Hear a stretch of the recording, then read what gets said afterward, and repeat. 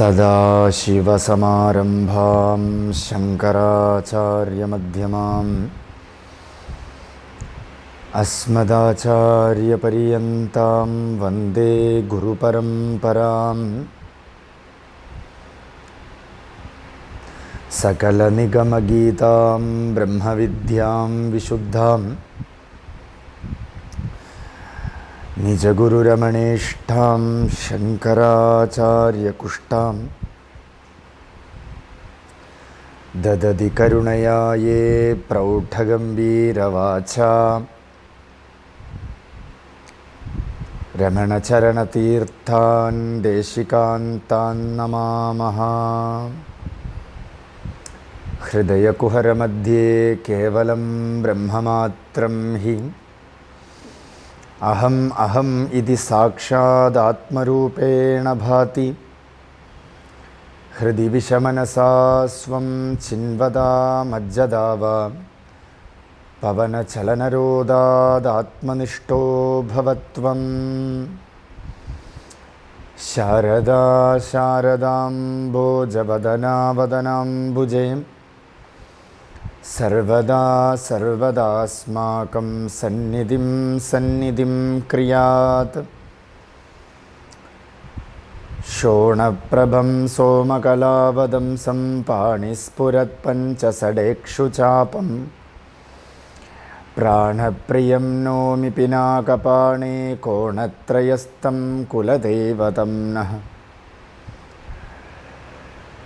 ദേവി പ്രപന്നാർത്തിഹരേ പ്രസീത പ്രസീത മാതഃ ജഗതോഖിലസ്യ പ്രസീദ വിശ്വേശ്വരി പാഹി വിശ്വം ത്വമീശ്വരീ ദേവി ചരാചരസ്യ. ശ്രീമത്ശങ്കര വാമഭാഗവിലസത് ബാലേന്ദുചൂഡാം ശിവം കൽപ്പാന്താനലകോപതാപശമനീം ആനന്ദചന്ദ്രോദയാം ശ്യാമാം കാമകലാവിനോദ വിഭവാമാദ്യാം കലാരൂപിണീം വീണാവാദ്യവിചക്ഷണാം ഭഗവതാമീഠേ ജഗന്മോഹിനീം. ഹരി ഓം. ഇപ്പോൾ തന്നിരിക്കുന്ന ദൗത്യം വളരെ വലിയൊരു ദൗത്യമാണ്. ലളിതാ സഹസ്രനാമത്തിൻ്റെ വ്യാഖ്യാനം. ധാരാളം പണ്ഡിതന്മാർ വളരെ ഗംഭീരമായിട്ട് അർത്ഥവത്തായിട്ട് അതിൻ്റെ ഗുഹ്യാർത്ഥങ്ങളൊക്കെ വെച്ച് വ്യാഖ്യാനം ചെയ്തിരിക്കുന്നു. ആ മഹാമായയുടെ വൈഭവം അതൊരിക്കലും വ്യാഖ്യാനിക്കാനേ പറ്റില്ല അത്രയും. അതുകൊണ്ടാണ് ആ ദേവിക്ക് മഹാമായ എന്ന് തന്നെ പേര്. പൊതുവിൽ പണ്ട് കാലത്തൊക്കെ പറയണത്, ആചാര സമ്പ്രദായത്തിലൊക്കെ ഉള്ളവർ പറയണത്, ഈ ലളിതാ സഹസ്രനാമം, ദേവീമാഹാത്മ്യം, ലളിതാത്രിശതി, ഇതിനെ രഹസ്യത്രയം എന്നാണ് പറയണത്. രഹസ്യം എന്താ? രഹസ്യം എന്ന് പറഞ്ഞാൽ ഒളിഞ്ഞു കിടക്കണ എന്തോ ഒരു പൊരുൾ എന്നാണ് പൊതുവിൽ നമ്മുടെ ധാരണ. വാസ്തവത്തിൽ രഹസ്യം എന്ന വാക്കിന് ഒളിഞ്ഞു കിടക്കണത്, പറയാൻ പാടില്ലാത്തത് എന്നല്ല, പറഞ്ഞാലും മനസ്സിലാവാത്തത് എന്നർത്ഥം. നാറാണത്ത് ഭ്രാന്തൻ്റെ ഒരു കഥ ഈ രഹസ്യം പറയണ സമയത്ത് എപ്പോഴും ഓർമ്മ വരും. നാറാണത്ത് ഭ്രാന്തൻ്റെ ജ്യേഷ്ഠൻ അഗ്നിഹോത്രി ബ്രാഹ്മണൻ നിത്യം സായംകാലത്തിൽ വിളക്ക് കൊളുത്തി കഴിഞ്ഞാൽ നടയിൽ ഉപനിഷത്ത് പാരായണം ചെയ്യും. എല്ലാ ഉപനിഷത്ത് പാരായണം, അതാത് ശാഖയുടെ ഉപനിഷത്ത് പാരായണം ചെയ്യും. ഈ പാരായണം ചെയ്യുന്ന സമയത്ത് ഈ ഭ്രാന്തർ അവിടെ വന്നിരിക്കും കൂടെ.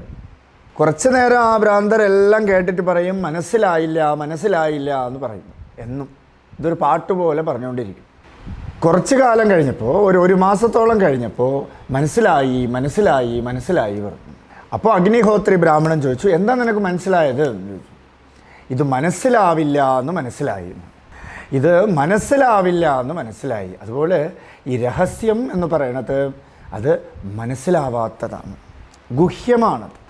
ആ ഗുഹ്യമായ പൊരുളിനെയാണ് 1000 നാമങ്ങളിലൂടെ നമുക്ക് സഹസ്രനാമമായിട്ട് കിട്ടിയിരിക്കുന്നത്. ആ 1000 നാമങ്ങൾക്ക് വാച്യാർത്ഥമുണ്ട്, ഗൗണാർത്ഥമുണ്ട്, ലക്ഷ്യാർത്ഥമുണ്ട്. ഒരു വാക്കിന് വാച്യാർത്ഥം മാത്രമല്ല. ഇപ്പോൾ നമശിവായ എന്ന മന്ത്രത്തിന് വാച്യാർത്ഥം ശിവന് നമസ്കാരം എന്നർത്ഥം. അതിൻ്റെ ഗൗണാർത്ഥം എന്താ? ഇതൊരു ഭഗവാനാണ് എന്നൊക്കെ ഒരു ഭാവം വരും അല്ലേ, ശിവനാണ് എന്നൊക്കെ. ലക്ഷ്യാർത്ഥം നമ്മുടെ സ്വരൂപമാണ്. അതുപോലെ തന്നെ എല്ലാ മന്ത്രത്തിൻ്റെയും ലക്ഷ്യാർത്ഥം നമ്മുടെ സ്വരൂപമാണ്. മനഃ ത്രായേതി ഇതി മന്ത്രഃ. മനസ്സിൽ നിന്നും നമുക്ക് രക്ഷ നേടണമെങ്കിൽ മന്ത്രം വേണം. മനസ്സിൽ നിന്ന് എപ്പോൾ ഒരാൾ മുക്തനാവും എന്ന് പറഞ്ഞാൽ അവൻ ആത്മവിത്താവുമ്പം മുക്തനാവും. അപ്പോൾ ആത്മാവിനെ അറിയുമ്പോൾ മനസ്സുമായിട്ടുള്ള ബന്ധം അങ്ങോട്ട് പതുക്കെ പതുക്കെ പോകും. അപ്പോൾ തത്വത്തിലൂടെ നമുക്കൊരു ഇൻട്രൊഡക്ഷൻ സഹസ്രനാമത്തിൽ പോവാം. ഈ തത്വത്തെ മുൻനിർത്തിക്കൊണ്ട് നമ്മൾ സഹസ്രനാമം അല്ല ഏതൊരു ഗ്രന്ഥമെടുത്താലും എല്ലാത്തിലും ഈ തത്വമാണ് പറയണത് നമുക്ക് ഉറയ്ക്കും. ഇല്ലെങ്കിൽ നമ്മൾ വേദാന്ത ശാസ്ത്രമോ ഹൃദയവിദ്യയോ ഒക്കെ വേറെ ഏതോ ഒരു എക്സ്ട്രാ നോളജ് എന്ന് കരുതും. ഇത് not at all and extra knowledge. ഇത് എക്സ്ട്രാ നോളജേ അല്ല, ഇത് സർവ നോളജിനെയും കളഞ്ഞ് നമ്മുടെ ശുദ്ധമാക്കലാണ്. അതുതന്നെയാണ് എല്ലാ ഗ്രന്ഥത്തിലും എല്ലാ കൃതിയിലും വരണത്. അപ്പോൾ സഹസ്രനാമം എന്ന വാക്കിന് 1000 നാമങ്ങൾ, അമ്മയുടെ 1000 നാമങ്ങൾ. ഈ 1000 നാമങ്ങളും കുറിക്കണത് ഒരേ ഒരു പരാശക്തിയെ 1000 നാമം ഇട്ട് വിളിക്കണം. ആ നാമത്തിന് വാച്യാർത്ഥങ്ങളുണ്ട്, ഗൗണാർത്ഥത്തിൽ പല രൂപങ്ങൾ വരും, ലക്ഷ്യാർത്ഥത്തിന് നമ്മുടെ സ്വരൂപമായിട്ട് തന്നെ ഇരിക്കും. അപ്പോൾ സഹസ്രനാമം എവിടെ നിന്ന് വന്നു എന്ന് പറഞ്ഞാൽ ബ്രഹ്മാണ്ഡ പുരാണത്തിലിരിക്കുന്നു. ആ 18 പുരാണവും ഭഗവാൻ ബാദരായണൻ വ്യാസനാൽ രചിക്കപ്പെട്ടു. പിന്നെ പിൽക്കാലത്ത് അതിൽ നിന്നും ട്രാൻസ്ലേഷനൊക്കെ നടന്നു വന്നു. പലരും അതിനെ എടുത്ത് പ്രൊജക്റ്റ് ചെയ്ത് കാണിച്ചു. അപ്പോൾ വ്യാസനാൽ രചിക്കപ്പെട്ട ബ്രഹ്മാണ്ഡ പുരാണത്തിലാണ് ഈ ലളിതാ സഹസ്രനാമം പ്രതിപാദിച്ചിരിക്കുന്നത്. സഹസ്രനാമം നമുക്ക് ലളിതാ സഹസ്രനാമം അറിയാം, വിഷ്ണു സഹസ്രനാമം അറിയാം, ശിവസഹസ്രനാമം അറിയാം. ഈ സഹസ്രനാമങ്ങളെല്ലാം രൂപീകരിക്കുന്നത് എങ്ങനെയാണ്? കൺവേയിങ് ആണ്. രണ്ടും സംവാദം എന്ന് പറയും. ഇപ്പോൾ ഭീഷ്മ യുധിഷ്ഠിര സംവാദമാണ് വിഷ്ണു സഹസ്രനാമം. അതിൽ യുധിഷ്ഠിരൻ ചോദിക്കുകയാണ്, കിം ജപൻ ഉച്യത്തെ കിം ജപൻ മുച്യതേ ജന്തുഹു ജന്മസംസാര ബന്ധനാത്. ഈ ജന്മസംസാരത്തിൽ നിന്നും ഒരു ജീവൻ എങ്ങനെ രക്ഷപ്പെടും, എന്തിനെ ജപിച്ചാൽ രക്ഷപ്പെടും, അതിന് ഉത്തരം കൊടുക്കുന്നു. ജഗത് പ്രഭും ദേവദേവം അനന്തം പുരുഷോത്തമം. അല്ലെ, ജഗത് പ്രഭും എന്ന് തന്നെ പറയുമ്പോൾ ഈ ജഗത്തിന് മുഴുവൻ ഓണറായി മാറി. അപ്പോൾ ജഗത്ത് മുഴുവൻ ഒരേ ഒരു മന്ത്രത്തിൽ അടങ്ങി. സഹസ്രനാമത്തിൽ ഒരേ ഒരു മൂർത്തിയെ 1000 നാമങ്ങൾ കൊണ്ട് വിളിക്കണു. പക്ഷേ ഓരോ നാമങ്ങളും പരസ്പര പൂരിതം, തേനേശ പൂർണ്ണഃ എന്ന് ഉപനിഷത്തൊക്കെ പറയണത് പോലെ രണ്ടും പരസ്പരമായിട്ട് പൂരിതമായിരിക്കണം. അന്നത്തിൽ പ്രാണൻ പ്രതിഷ്ഠയായിരിക്കണു, പ്രാണനിൽ അന്നം പ്രതിഷ്ഠയായിരിക്കണു എന്നൊക്കെ ഉപനിഷത്ത് പറയുന്നുണ്ട്. എന്ന് വെച്ചാൽ ഇത് രണ്ടും പരസ്പര പൂരിതം പോലെ ഓരോ നാമങ്ങളും പരസ്പര പൂരിതമാണ്, ഒരേ ഒരു ശക്തിയെ വിവരിക്കാൻ നോക്കുന്നതാണ്. അപ്പോൾ ഈ ലളിതാ സഹസ്രനാമവും ഒരു സംവാദമാണ്. ഹയഗ്രീവ അഗസ്ത്യ സംവാദം. ഹയഗ്രീവ മഹർഷിക്കും അഗസ്ത്യനും തമ്മിലുള്ള സംവാദമാണ് സമ്യക് വാദം. സമ്പൂർണമായിട്ടൊരു വാദം, സമ്പൂർണമായിട്ടുള്ള ഒരു കൺവേയിങ്, ഒരു എക്സ്പ്രഷൻസ്, ഈ ഒരു കമ്മ്യൂണിക്കേഷനാണ് ഈ ലളിതാ സഹസ്രനാമം. അതുകൊണ്ട് നമ്മൾ നേരത്തെ പറഞ്ഞു, ഈ സഹസ്രനാമം വ്യക്തമായിട്ട് നമ്മൾ അറിഞ്ഞുകൊള്ളുക. ഒരേ ഒരു വസ്തുവിനെയാണ് സൂചിപ്പിക്കുന്നത്. ആ വസ്തു നമ്മുടെ സ്വരൂപമാണ്. തമൈവൈക്കം ജാനത ആത്മാനം അന്യാവാച വിമുഞ്ചത അമൃതസ്യ യേശ സേതുഹു. ഈ കാണപ്പെടുന്നത് മുഴുവൻ, ഈ രൂപം ആർന്നിരിക്കുന്ന പരദേവതകളോ പരാശക്തിയോ ദേവന്മാരോ മുഴുവൻ താൻ തന്നെയാണ്. ഇതാണ് വിദ്യ. ഇതിൽ ഗുരുവും സംവദിക്കണവനും സംവാദവും അതിൽ നിന്നുണ്ടാവണ വിദ്യയും ഒരേ ഒരു പൊരുളാണെന്ന് പറയണു. അതിൽ അഗസ്ത്യർ തന്നെ പറയണോ അത്രയും. ഒരു ശ്ലോകത്തിൽ ചക്രരാജസ്യ വിദ്യായാഹ ശ്രീദേവ്യാ ദേശികാത്മനോ രഹസ്യകണ്ഠേ താദാത്മ്യം പരസ്പരമുദീരിതം. ചക്രരാജസ്യ വിദ്യായാഹ ശ്രീദേവ്യാ ദേശികാത്മനോ രഹസ്യകണ്ഠേ താദാത്മ്യം പരസ്പരമുദീരിതം. ഇതിൽ ചക്രവിദ്യയുണ്ട്. ദേവിയെ കുറിച്ചുള്ള പല വിദ്യകളും ഇതിനകത്തുണ്ട്. ഗുരുവിനെ കുറിക്കുന്ന വിദ്യയുണ്ട്. ഈ വിദ്യ എന്ത് ചെയ്യണമെന്ന് വെച്ചാൽ ഗുരുവിനെയും ചക്രത്തിനെയും ദേവിയെയും എല്ലാം അന്യമില്ലാത്ത പൊരുളാക്കി മാറ്റണോ, അന്യമില്ലാത്ത പൊരുളാക്കി പറയണം. എവിടെയാണ് പ്രതിപാദിച്ചിരിക്കുന്നത്? രഹസ്യകണ്ഠത്തിൽ. മനസ്സിലാവേയില്ല അല്ലേ? നമുക്ക് കാണുമ്പോൾ എല്ലാം വെവ്വേറെയായിട്ട് തോന്നും. പക്ഷേ ഇത് ഒന്നാണെന്ന് മനസ്സിലാക്കാൻ വലിയ പാടാണ്. കാരണം എന്താ? മനസ്സിൻ്റെ സ്വരൂപമാണ് ഡ്യുവാലിറ്റി. അതുകൊണ്ട് നമ്മൾ പ്രയോഗം എന്താ? മനസ്സിലാക്കുക. ഡ്യുവാലിറ്റി വെച്ചിട്ട് എങ്ങനെ ഏകത്തിനെ അറിയും? ഏകത്തിനെ ഏകമായിട്ട് തന്നെ അറിയണം. ഏകമേവ അദ്വിതീയം. രണ്ടില്ലാത്ത പൊരുളായിട്ട് അറിയണം. രണ്ടില്ലാത്ത പൊരുൾ ആത്മാവ് തന്നെയാണ്. ആത്മാവ് തന്നെയാണ് രണ്ടില്ലാത്ത പൊരുൾ. ആ പൊരുളായിട്ട് നിന്നറിഞ്ഞാലേ ബ്രഹ്മവിത ആപ്നോതി പരം. ബ്രഹ്മവിത്ത് ബ്രഹ്മൈവ ഭവതി. ആരാത്മാവായിട്ട് തന്നെ ഇരിക്കണോ അവൻ ബ്രഹ്മമായിട്ട് തന്നെ മാറണു. ആരാത്മവിത്തായിരിക്കണോ അവൻ ആത്മാവായിട്ട് തന്നെ മാറണു. ഇപ്പോൾ നമുക്ക് അതല്ല വിഷയം. ഇതൊരു ഇൻട്രൊഡക്ഷൻ തന്നു പോകാൻ വേണ്ടിയിട്ടാണ് ഇവിടെ ഹയഗ്രീവ അഗസ്ത്യ സംവാദം. ഹയം എല്ലാ വാക്ക്. ഹയഗ്രീവൻ എന്ന് വെച്ചാൽ കുതിര. ഹയഹ എന്ന് പറഞ്ഞാൽ കുതിര എന്നർത്ഥം. ഗ്രീവൻ കുതിരയുടെ കഴുത്തുള്ള ആൾ. ഈ ഋഷിക്ക് കുതിരയുടെ കഴുത്താണ്. അഗസ്ത്യം അഗഹ എന്ന് പറഞ്ഞാൽ മൗണ്ടൻ, നിശ്ചലമായതെന്നർത്ഥം. അഗശബ്ദം നിശ്ചലമായത്. അഗസ്ത്യൻ എന്ന് പറഞ്ഞാൽ ഒരു ചെറിയൊരു പൊരുൾ. അപ്പോൾ ഹയഗ്രീവ അഗസ്ത്യ സംവാദം. ഹയഹ എന്ന് പറഞ്ഞാൽ കുതിര. എല്ലാത്തിനും ഒരു സിഗ്നിഫിക്കൻസ് ഉണ്ട്. ഇപ്പോൾ നമ്മളെ വൈദിക മതമാണ് നമ്മൾ. ഈ വൈദികത്തിൽ എല്ലാത്തിനും ഓരോ സിഗ്നിഫിക്കൻസ് ഉണ്ട്. ഉപനിഷത്ത് പറയണു ഇന്ദ്രിയാണി ഹയാനാഹുഹു മനഃപ്രഗ്രഹമേവ. ഇന്ദ്രിയാണി ഹയാനാഹുഹു. ഇന്ദ്രിയങ്ങളാണ് ഹയം.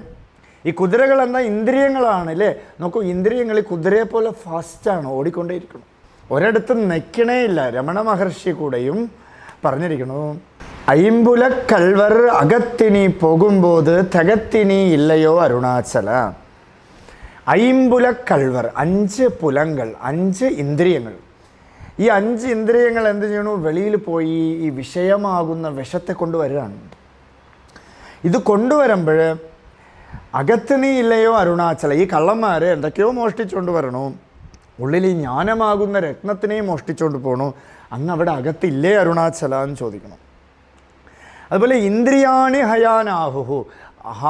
ഈ 5 ഇന്ദ്രിയങ്ങൾ 5 കുതിരയാണ് എന്ന് ഉപനിഷത്ത് പറയണു. അകശബ്ദം മലയാണെന്ന് പറയണു. മല എന്ന് പറഞ്ഞാൽ അരുണാചലം, നിശ്ചലം, ചലിക്കാത്ത ഒരു പൊരുൾ. അങ്ങനെ നമ്മൾ നോക്കിയാലും ഇന്ദ്രിയങ്ങൾ പുറം വിഷയത്തിൽ നിന്നും വിട്ട് എന്ന് പറഞ്ഞ അചലമായ ഒരു പൊരുളിനെ ആശ്രയിച്ച് പോയിക്കൊണ്ടിരിക്കണം. ആ അചലമായൊരു പൊരുളിൻ്റെ നേരെയുള്ള യാത്രയാണ് ഈ ലളിതാ സഹസ്രനാമം. ഏതൊരു പൊരുളാണോ ഇന്ദ്രിയങ്ങളെ ഉള്ളിലേക്ക് വലിക്കണത്, ആ ശക്തിയെയാണ് 1000 നാമത്തിൽ ഈ ലളിതാ സഹസ്രനാമത്തിൽ പറഞ്ഞിട്ടുള്ളത്. സൂക്ഷ്മമാണ് ഈ വിദ്യ. പൊതുവിൽ നമുക്ക് സർഫസിൽ നിന്ന് അർത്ഥം പറഞ്ഞു പോകാനേ സാധ്യമുള്ളൂ ഇത്.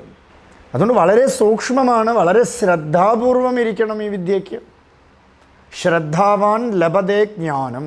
നല്ല ശ്രദ്ധാപൂർവം ഇരുന്നാൽ ഈ ഒരു ലളിതാ സഹസ്രനാമം തന്നെ മതി നമുക്ക് കരകയറാൻ. കൂടുതലൊന്നും വേണ്ട. എല്ലാം ഒരേ ഒരു തത്വമാണ്. ഹയഗ്രീവൻ. ഈ ഇന്ദ്രിയങ്ങൾ ഉള്ളിലേക്കുള്ള യാത്ര. ഈ യാത്രയാണ് സാധന എന്ന് പറയണത്. ഈ യാത്രയാണ് ദേവി. ദേവിക്ക് സാധന എന്ന് തന്നെ പേരുണ്ട്. ക്രിയാരൂപിണ്യേ നമഃ. സാധന ഒരു ക്രിയയാണ്. എന്തൊക്കെയോ നമ്മൾ ചെയ്ത് നേടാൻ നോക്കണു. അപ്പോൾ ആ വഴി നമ്മൾ എന്തൊക്കെയോ ചെയ്ത് നേടാൻ നോക്കണു. ആ ചെയ്ത്തും ദേവിയാണ്. കർമ്മരൂപിണ്യേ നമഃ. കർമ്മരൂപത്തിലിരിക്കുന്നതും ദേവി തന്നെയാണ്. ക്രിയാരൂപത്തിലിരിക്കുന്നത് ദേവി തന്നെയാണ്. അപ്പോൾ ഈ വിദ്യയാണ് പറയണത്. അത് ഏത് രൂപത്തിൽ വന്നാലും, ശ്രീവിദ്യാ സമ്പ്രദായത്തിൽ വന്നാലും, പലതരത്തിലുള്ള ഉപാസനാ സമ്പ്രദായത്തിൽ വന്നാലും, യോഗശാസ്ത്രത്തിലൂടെ വന്നാലും ഒരേ ഒരു വഴി തന്നെയാണ് ഉള്ളത്. ഒരേ ഒരിടത്ത് വന്ന് നമ്മൾ സ്റ്റോപ്പാവും. മഹർഷി പറയും ചുങ്കച്ചാവടി തപ്പാതെ. തമിഴിൽ ചുങ്കച്ചാവടി എന്ന് പറഞ്ഞാൽ ചെക്ക് പോസ്റ്റ്. ആത്മവിചാരം എന്നൊരു ചെക്ക് പോസ്റ്റിൽ വന്ന് നിൽക്കും. ഏതൊരു വിദ്യയാണ് അഭ്യസിച്ചാലും എല്ലാ വിദ്യയും, എല്ലാ വൈദികമായിട്ടുള്ള വിദ്യകളും ക്രിയകളും ഉപാസനയും ഒക്കെ ചിത്തശുദ്ധിക്കാണ്. ചിത്തശുദ്ധി ആയിക്കഴിഞ്ഞാൽ നമ്മൾ ഈ ചുങ്കച്ചാവടിയിൽ വന്ന് നിൽക്കും. ആത്മവിചാരം എന്നൊരു ചുങ്കച്ചാവടിയിൽ വന്ന് നിൽക്കും, ഒരു ചെക്ക് പോസ്റ്റിൽ വന്ന് നിൽക്കും. ആ ചെക്ക് പോസ്റ്റ് ഞാൻ ആരെന്ന് അറിഞ്ഞാൽ മാത്രമേ കടന്നു പോവുള്ളൂ. കടന്നു പോയാൽ പിന്നെ ചെക്ക് പോസ്റ്റുമില്ല, കടന്ന ആളുമില്ല. അവിടെ അറിവേ സ്വരൂപമായിട്ടിരിക്കും. ശിവശക്തി ഐക്യരൂപിണി ലളിതാംബിക എന്നാണ് അവസാന ശ്ലോകം. ഐക്യം എന്ന് വെച്ചാൽ യോഗം. ഈ ഇന്ദ്രിയങ്ങളുടെ ആത്മാവിലേക്കുള്ള യോഗത്തെയാണ് ഈ സംവാദ രൂപത്തിൽ നമുക്ക് തന്നിരിക്കുന്നത്. ബ്രഹ്മാണ്ഡ പുരാണത്തിൽ വ്യാസൻ തന്നിരിക്കുന്നത് നമുക്ക്. ബ്രഹ്മാണ്ഡ പുരാണം എന്ന് വെച്ചാൽ ഈ ബ്രഹ്മാണ്ഡം മുഴുവൻ ഇതിൽ അടങ്ങിക്കഴിഞ്ഞു അത്രേ. ഈ കാണപ്പെടുന്നത് മുഴുവൻ ആ പുരാണത്തിൽ അടങ്ങിയിരിക്കുന്നു. എന്ന് വെച്ചാൽ ആ കാണപ്പെടുന്നതിന് മുഴുവൻ സാക്ഷിയായ ഒരു പൊരുളിനെയാണ് ആ പുരാണം നൽകണത് എന്ന് ഇതൊരു ഇൻട്രൊഡക്ഷൻ പോലെ ഞാൻ പറഞ്ഞതേ ഉള്ളൂ. ഡീപ്പായിട്ട് നമുക്ക് പോകാൻ പറ്റും. പക്ഷേ അതിനതിൻ്റേതായിട്ടുള്ള ഉപാസനാ തലത്തിലൊക്കെയുള്ള ആചാര്യന്മാരൊക്കെ പലതുമുണ്ട്. പൊതുവിൽ ഈ അനുഭവമാണ്, അനുഭവമണ്ഡലമാണ് ദേവി. ഇതിനെ നമുക്ക് എക്സ്പ്രസ് ചെയ്യാൻ വലിയ പാടാണ്. ഇത് അനുഭവിച്ചറിയാണ്.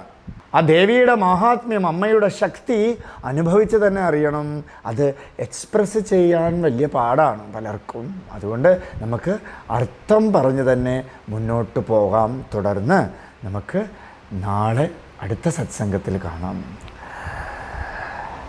അരുണാചല ശിരോദ്ഭൂത സമ്പ്രദായ പ്രവർത്തകം കരുണാർണവമീഡേധം രമണാഖ്യമഹം അഹഹ. ഹരി ഓം.